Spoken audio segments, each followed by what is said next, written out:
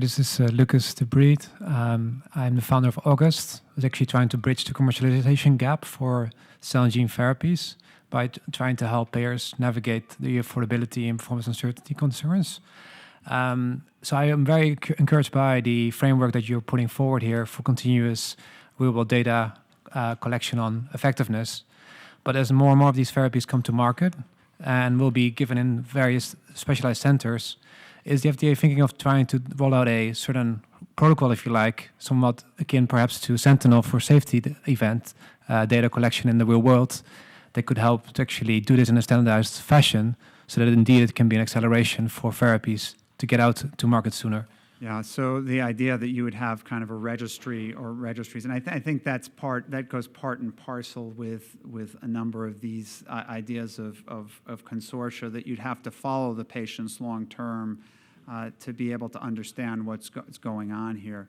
I think the one other piece that I'd also loop in here is that it hasn't escaped us that we're going to need to be thinking about a global perspective here, because it would be a shame for different countries to have to redevelop a product that's made for in the United States for the because many genetic diseases are in in many different populations. So it would be nice to have kind of an intermixing of some products might be made in Japan, would end up getting used here, some in Europe, and of these very small therapies. So that's one of the reasons why you'll see us in the next year also working more towards regulatory convergence, harmonization, so that these products we don't have to reinvent the wheel, because if you had to go through another regulatory bar in Europe to have the products used before they could be used there, that would be really discouraging. So thanks for that question. Great. Thank you. Thank you. Thank you, Peter.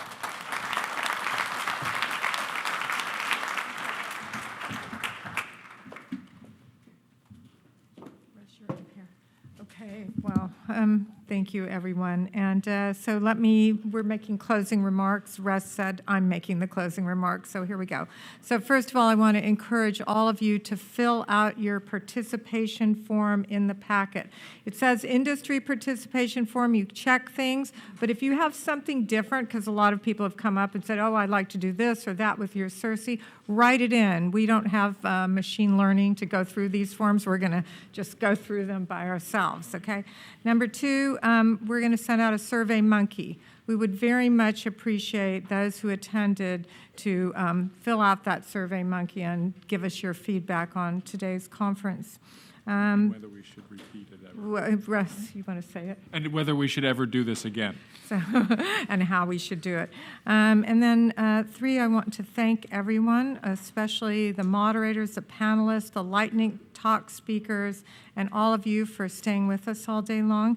And our poster session and no host bar, or is hosted.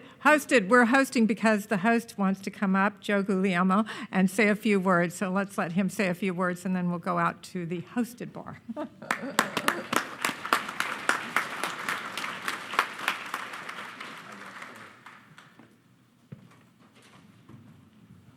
I'll be brief. I wouldn't want to get in the way of a hosted bar. So just a little bit of background. As Kathy said, I'm Dean of the School of Pharmacy, and I just want to acknowledge the department at UCSF, and that's the Department of Bioengineering and Therapeutic Sciences. That is the UCSF side that coordinated with Stanford toward this very successful center.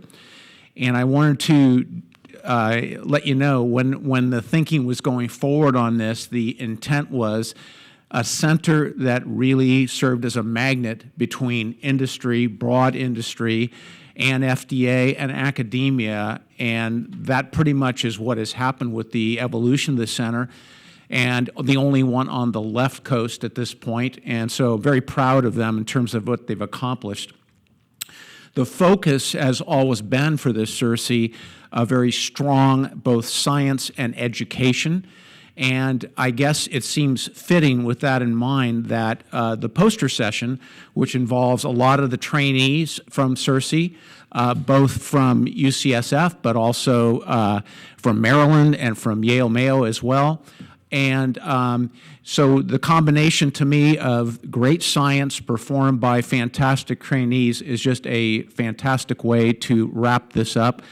thank you for allowing me just to say a few words, and I congratulate both of you on a very successful, not just this meeting, but the evolution of a fantastic CERC, the one and only on the left coast. Thank you.